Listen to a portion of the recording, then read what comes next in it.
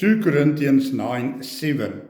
Let each one give just as he has in his heart, not reluctantly or under compulsion, for God loves a cheerful giver.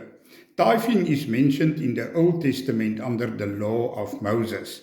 Jesus mentioned tithing in Matthew 23 verse 23, but we need to see it in context as he was speaking to the scribes and Pharisees, calling them hypocrites.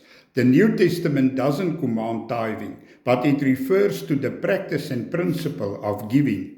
The law commands. The New Covenant preach and practice God's grace. The New Testament emphasizes free will giving. It should be done willingly and joyfully, not out of obligation or regret.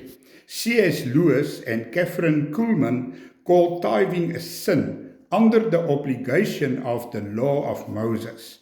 The New Testament encourages a spirit of generosity where we are motivated by our own hearts to give freely, for God loves a cheerful giver. It is written.